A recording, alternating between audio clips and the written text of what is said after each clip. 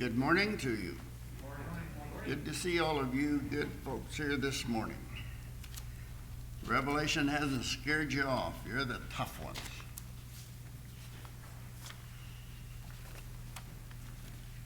If chapter 13, the one we're going to be in this morning, doesn't scare you off, nothing will. As I told someone earlier, I'll be really glad if I could get through the 13th chapter today. It's, now this is not a theological term, but it's icky. Yeah, it's hey Jim, how you doing?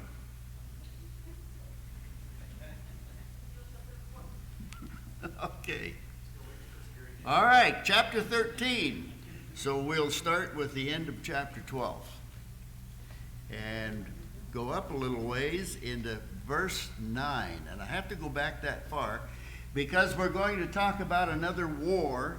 We have to know who the participants are.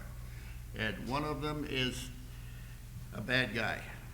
Verse 9, and the great dragon was thrown down, the serpent of old, who is called the devil and Satan, who deceives the whole world. He was thrown down to earth, and his angels were thrown down with him. And boy, was he mad and looking for revenge. He really is. So there you have that one. We go on down to the very last. We hadn't quite finished last week with chapter 12. We were in verse 16. In the ensuing between verse 9 and the end of the chapter, there was a war. And the Satan, as we read, was thrown out. Christians maintained, and Christians survived his onslaught. And then in verse 13, and when the dragon saw that he was thrown down to the earth, he persecuted the woman, the church, who gave birth to the male child, the Christ. The church gave birth to Christ in the world. That is, now the world knows about Christ. And the church continued in this to be able to show mankind that the Christ had come. So Satan, the serpent, poured water like a river out of his mouth after the woman, so that he might cause her to be swept away with the flood of terrible teachings, the lies, the false doctrine that was perpetrated against anyone who would examine spiritual things. So there is this that is going on, but the earth. Now, the earth. Now, when you read about earth and we'll have it quite a bit today in chapter 13, the earth, it's referring to the Roman Empire, or at least the geographical area with all the people that lived in it, the Roman Empire. Now, we went through in the top half of our chart. On the top half, we had a lot of what happened to the Roman Empire, and it was beat up pretty bad, and until we finally got to 476, and basically it was gone. But we're a little earlier than that right now, and what we're looking at is this of the church is now in the wilderness for 1260 years, and the church is surviving by, might say, keeping its head down and being out in the wilderness. The serpent has poured water out like a river out of his mouth after the church, get her swept away. But the earth helped the woman. there were enough people in the Roman Empire at this time that just couldn't abide the false teaching. They didn't believe it. They didn't go with it. That it seemed to be like, I'll call it a shock absorber. When all of this stuff was poured out, not everybody would go with it. You get stuff like that. Even some companies will put out a product, and boy, oh boy, they think this is really a good deal. And it might be a tennis shoe. And not everybody goes with their decision, Yeah, you understand what I'm saying? Requires wisdom. You'll get that phrase later too. Okay, so the church was standing up against this because people just couldn't go with it. What the dragon, the serpent, was pouring out of his mouth. That's verse 16. And so the last verse in chapter 12, so the dragon was enraged with the woman. He couldn't get his way. He had just, in this 12th chapter, suffered a defeat, a real resounding defeat. And now he can't get his way again, even though he's trying to recover. And so he's enraged with the church, the woman, and went off to make war with the rest of her children. Who would that be? Quiet day, okay? Who? Us. Yeah, it's us. And it was them at that era, in that time. And it has always been that way. But here now, in verse 17, the dragon was enraged with the woman, went off to make war with the rest of her children, who keep the commandments of God and hold to the testimony of Jesus. So there were those. Always there were those. Those who kept the commandments of God. Those who held to the testimony of Jesus. Though the dragon was enraged, still there was the church. And the very last of that verse is found in the next chapter. I don't know why they broke this here. It says, and the dragon stood on the sand of the seashore. And we'll go into that as we look into the next chapter. So we're going to have three entities that are doing their best to stop the church. There's the one we read about in verse 9. That's the dragon, and he's going to be referred to as the dragon in the next chapter. Also, there's the beast that rose out of the sea. And there's the beast that rose out of the land. So we have the dragon, the beast 1 and beast 2, or beast sea and beast land. All right. And I say that this chapter, it's depressing to see what took place and in history, the troubles and the turmoil, and the church is having to hide, and the Bible is suppressed. And we already talked about the two witnesses, Old and New Testament, that were killed and lay in the street a couple chapters ago. And God revived them. But now we're back in the time where to say it's the dark ages, this is the pitch black dark ages section of the scripture, of the Revelation. So, the dragon and beast 1 and 2. We go into chapter 13. We already read the first part of the verse. Some of you may even have a Bible that put this first part in the last chapter. Do any of you normally have one on your phone that normally goes that way? that was the first thing that tipped me off. I thought, well, this doesn't seem right, because I read it in another version, and it put it in chapter 12. And so then I began to look at it. All right. Anyway, we have the dragon standing on the seashore. Then I saw a beast coming up out of the sea. Now he describes the beast a little bit, in fact, quite a bit, having 10 horns and 7 heads, and on his horns were 10 diadems, and on his heads were blasphemous names. This beast is pagan imperial Rome. This beast has 10 horns, 7 heads.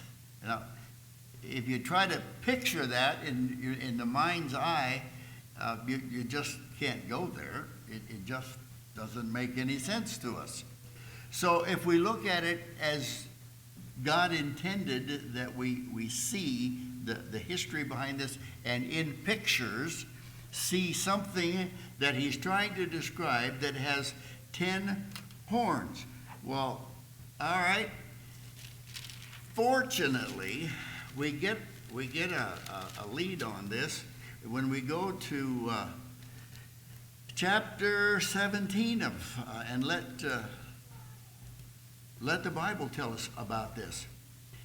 In chapter 17 of Revelation, verse 3 says, he carried me away in the spirit into a wilderness, and I saw a woman. Now remember, the church is in the wilderness, all right, a woman. But this is not that one. A woman sitting on a scarlet beast. So why we have to watch ourselves. Full of blasphemous names, having 7 heads and 10 horns. All right. If we go down to verse 7, and the angel said to me, why do you wonder? I will tell you the mystery of the woman and of the beast that carries her, which has the 7 heads and the 10 horns. The beast that you saw was and is not, and is about to come up out of the abyss and go to destruction. And that will make sense by the time we get clear around here to this chapter. And those who dwell on the earth, whose names has not been written in the book of life from the foundation of the world, will wonder when they see the beast that he was and is not and will come. Here is the mind which has wisdom. The 7 heads are 7 mountains on which the woman sits. So often, the city of Rome is described as having 7 mountains, sitting on 7 mountains. And so when John, through Christ's inspiration, wrote Revelation, and he wrote it in 96 AD, why, anybody would know, well, that's Rome. It was common knowledge, like people who live in Reno, and they're talking about going to the lake. Well, we're not talking about Lahontan. We're not talking about Walker or, no, we're talking about the lake, Tahoe. And so when they talk about the 7 heads are the 7 mountains on which the woman sits, and there's 7 kings. 5 have fallen, the other has yet to come, and so on. Now, let's drop to verse 12. The 10 horns, which you saw, are 10 kings, who have not yet received a kingdom, but they receive authority as kings with the beast for 1 hour, a short period of time. All right, so we have the Roman Empire that has been invaded time and again by different people, and we talked about that early on, the different tribes, the different peoples that would come down and actually invade Rome and go right into the city, and do their thing and leave. And all of these things were going on, and the troubles that were there. And we see here, okay, the seven heads, for instance. 7 forms of government, with all these people coming into Rome and upsetting Rome's stability. A group would come in and say the Heruli, they would come in, or the Huns would come in, or the Vandals would come in, and they would each bring the way they figured it ought to be run. But each would run it a little bit, and they would either leave or get run out by the next group. And so there were 7 types of government. Now, horns, the 10 horns, I looked at that and I thought, well, what do horns mean in the scripture, in prophecy? And it means power. What does 10 mean? 10 means complete. It's all done. That's what we're going to get. That's as much as there is. So there was a period of time that we're looking at in chapter 13 where a lot of power in these 7 heads in Rome had, and they were exercising this power.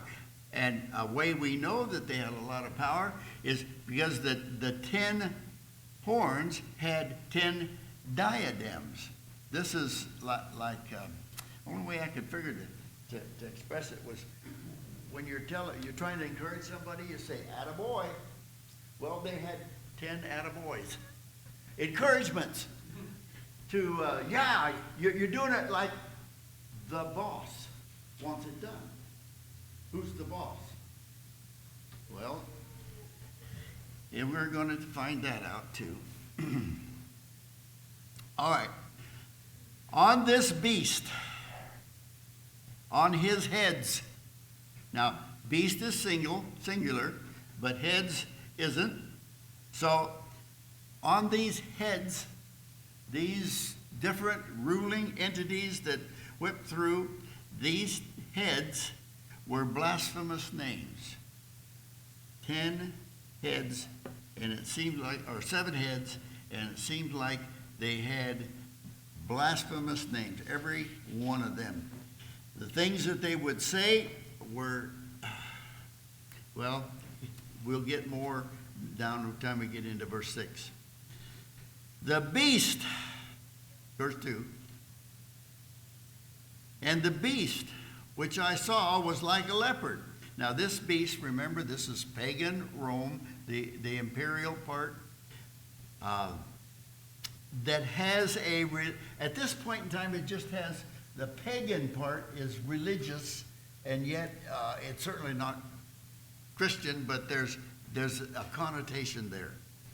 It's going to get stronger. The Christian part would get strong enough that Rome would have to change, but not yet. On his heads were 10 blasphemous names, and the beast which I saw was like a leopard.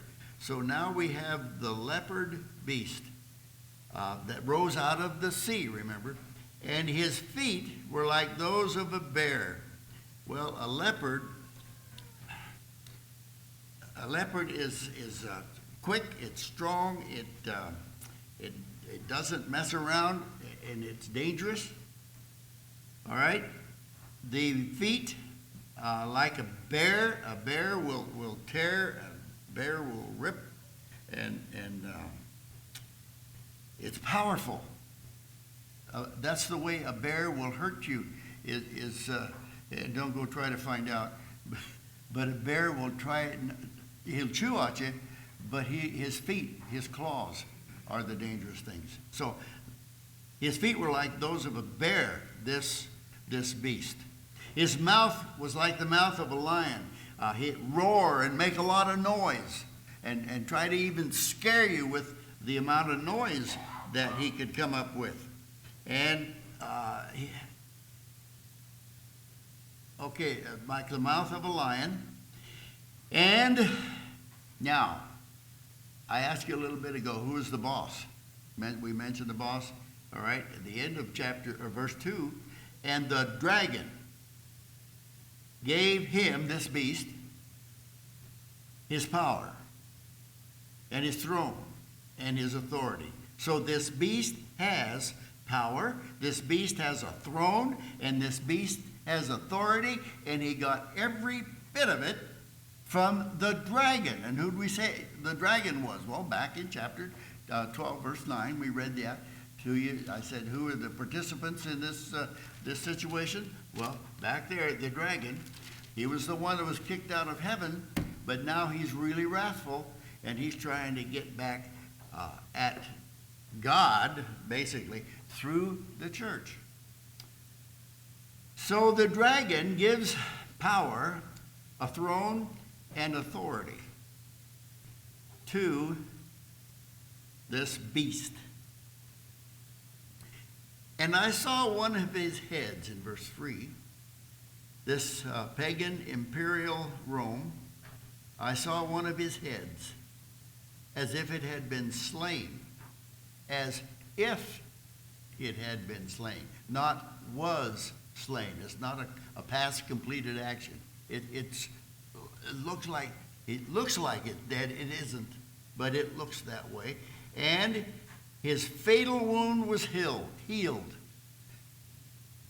And the whole earth was amazed and followed after the beast. So one of his heads was as if it had been slain. Remember, again, 3 parts of the kingdom were slow but sure taken down. Not the kingdom, but the empire, the Roman Empire. 3 parts. The west, and then there was the east, and what the Mohammedans had, and too many things here. The third one, that would have been Turkey, took care in Constantinople when it fell. So 1, 2, 3. Here's the first one, and it's one of its heads as if it had been slain. I saw this, and I thought, well, when Rome was taken, that was the first third. When Rome was taken, and Rome was actually shut down 476 A.D., that was it. It looked like Rome is dead. But it didn't stay that way. Somehow, it got more power, it got more authority, it got going again. And where did this come from? Well, that was verse 2. The dragon gave him his power, his throne, and great authority. So here it is, imperial Rome fell 476, but it didn't stay that way. And so people were amazed. In the other parts of the kingdom, even there in the empire, there they saw this, and hey, I guess we better get on the bandwagon. Let's follow the beast. Let's do this. Now, they didn't think in their head, yeah, this is the beast, it's from Satan, and we better follow it. No. But they were led into this.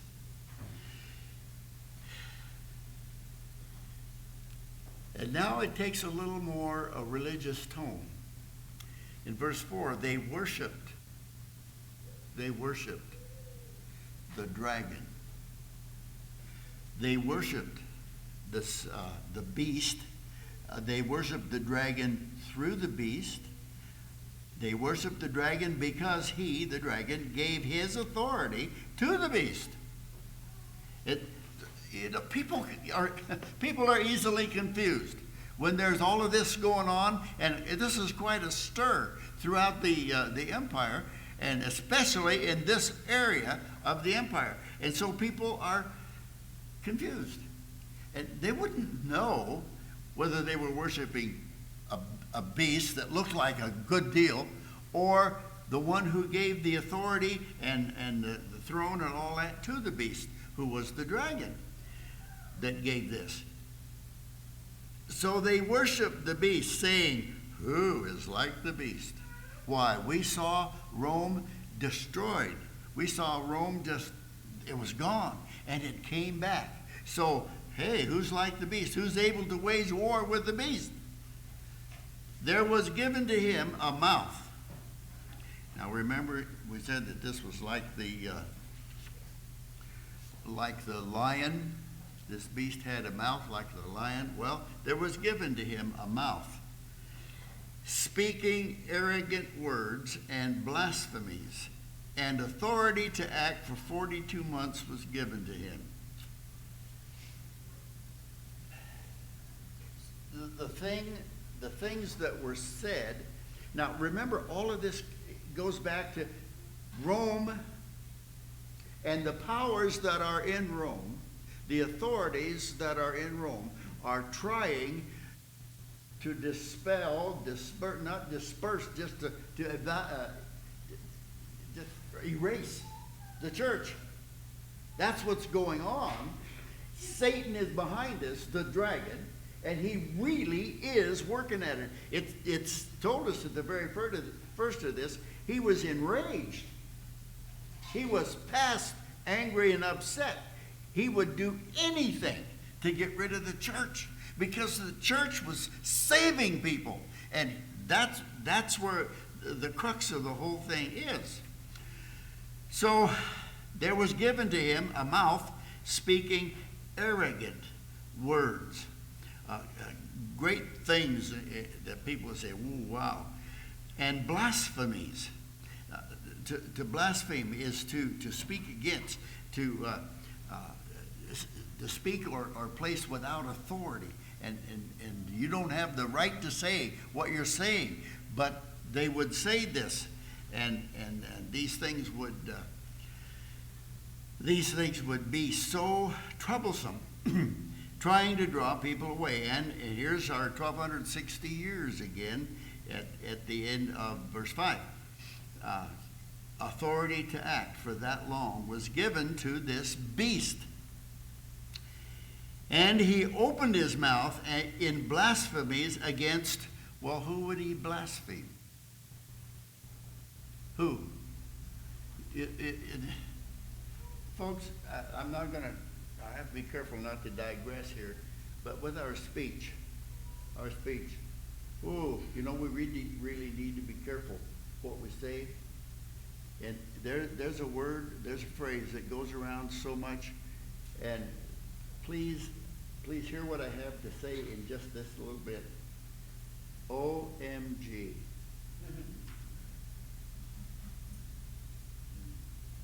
Be careful with that.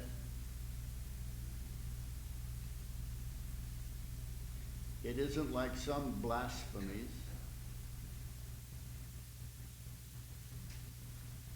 We use little phrases that we think are okay.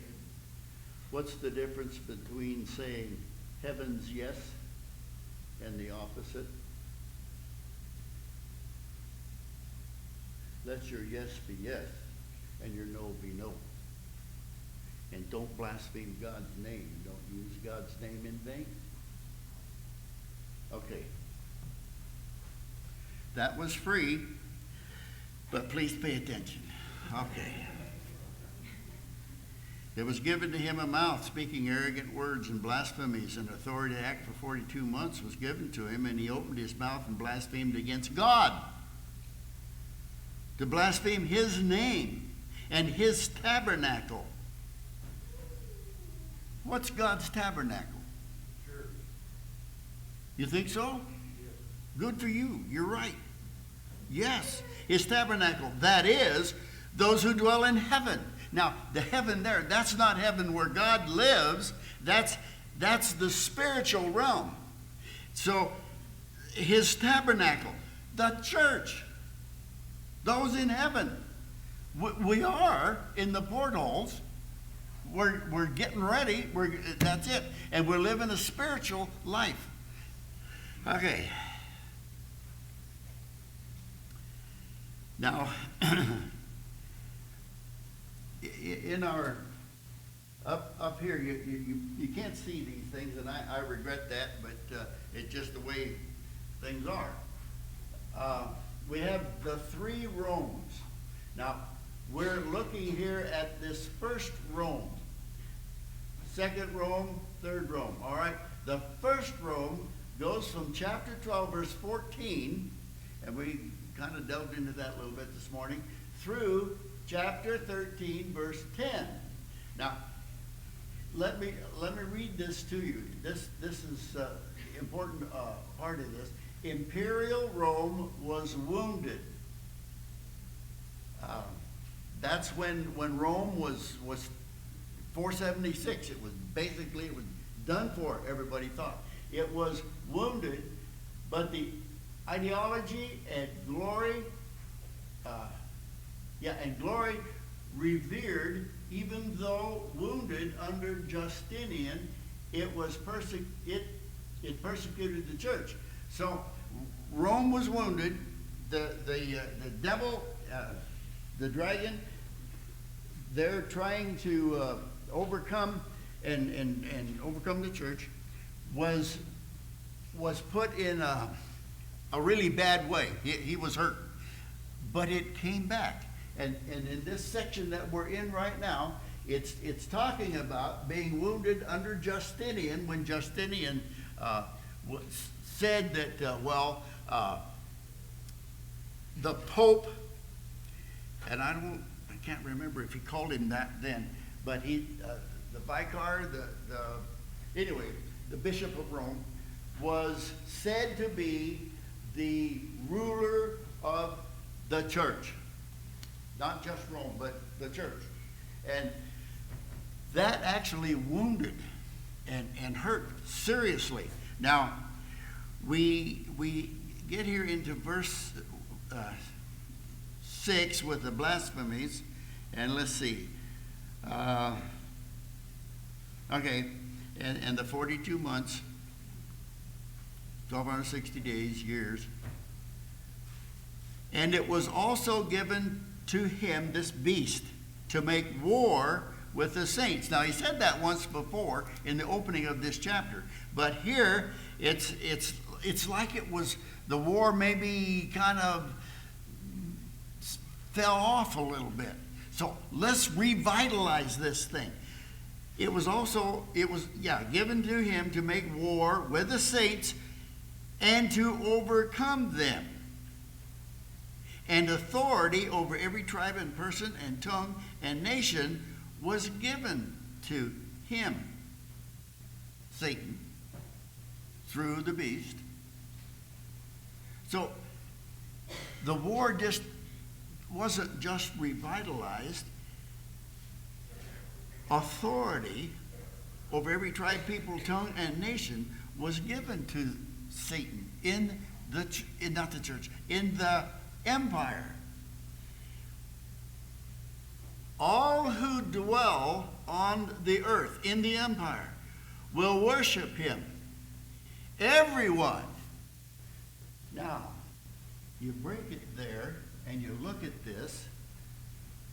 Whoa, man, this is the darkest, deepest part of the Dark Ages. This is so bad.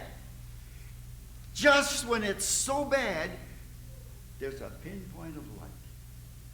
It is refreshing, as if it were a beacon. It says,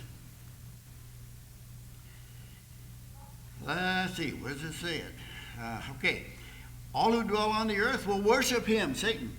Everyone whose name has not been written from the foundation of the world in the book of life of the Lamb who has been slain.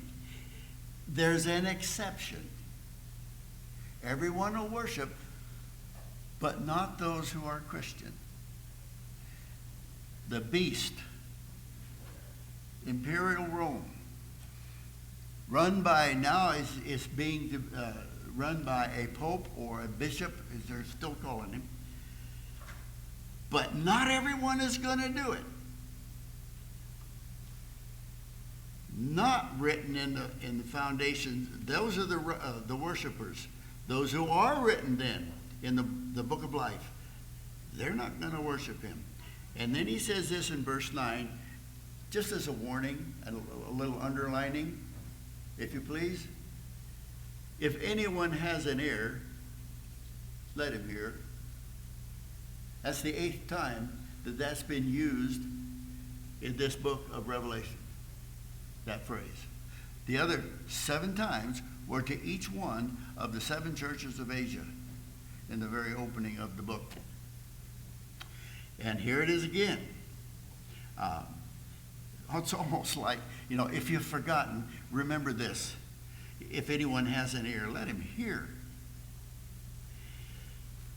And he puts this with it. If anyone is destined for captivity, to captivity he goes. If anyone kills with a sword he must be killed. Here's the perseverance of the saints. Well, what is that about? Okay.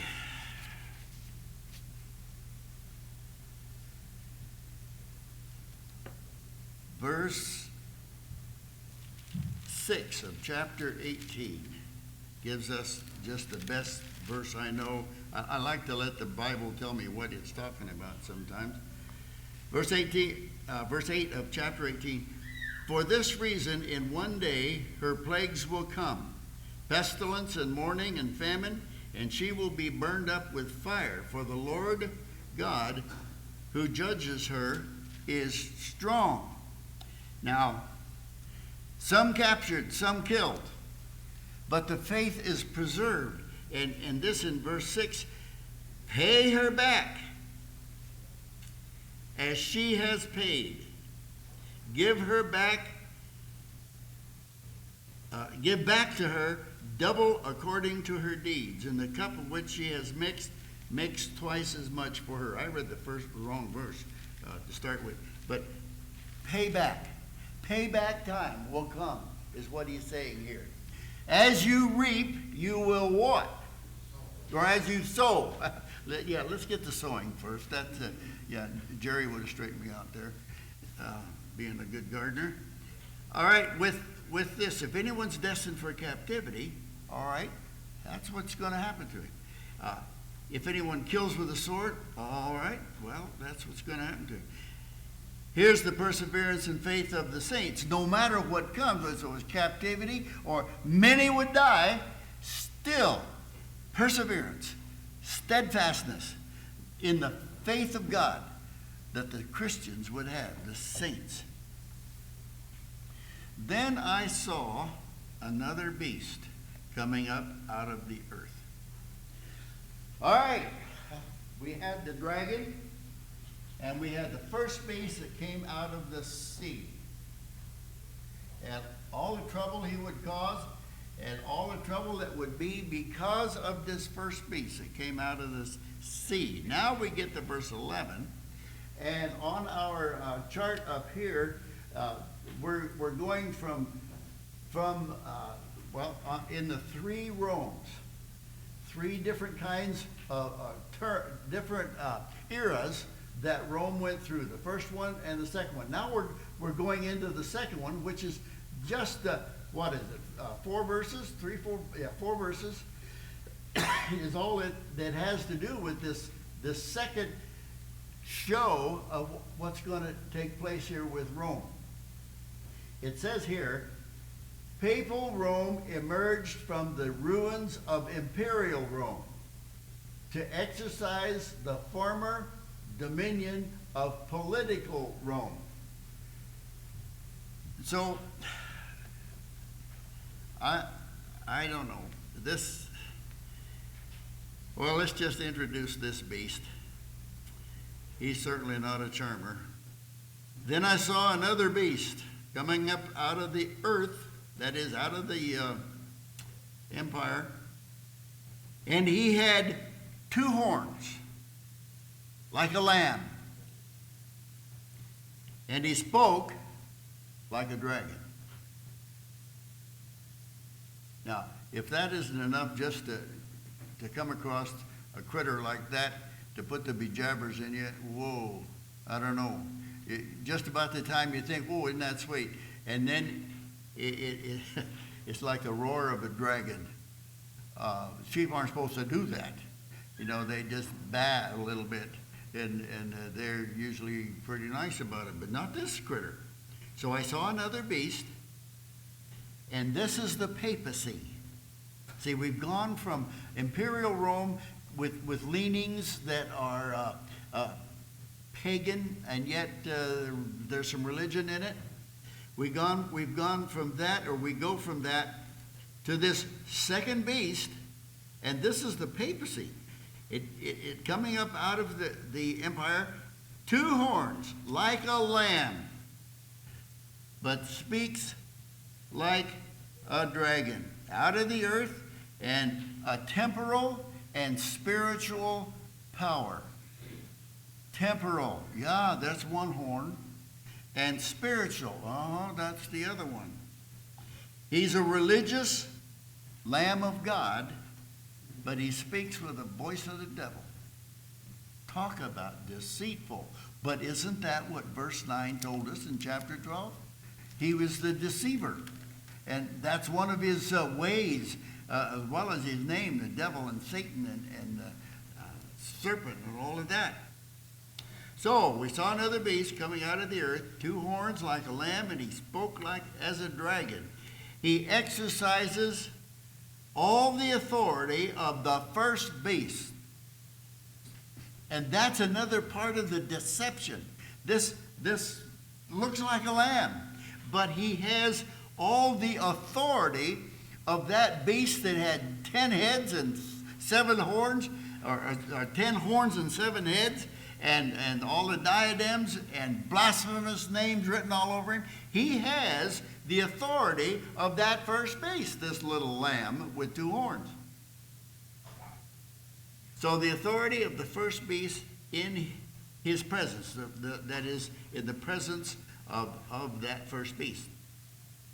And he makes the earth, the empire, those who are around Rome, all who will be under his authority, he makes the earth and those who dwell in it to worship. See, this is the second beast, but he makes them worship the first beast. And where did the first beast get his stuff from? The dragon, Satan. So that's right what it comes down to. So this first beast, who had a fatal wound but was healed. This is such tumultuous time. So many problems, so much trouble. And I ran out of time. I wanted so much to get through this chapter, but it's going to take some of next week, Lord willing, we'll get through it. And we're going to start out with great signs, oh my, miracles that were performed that are ridiculous in their nature. All right, thank you so much. I'll quit.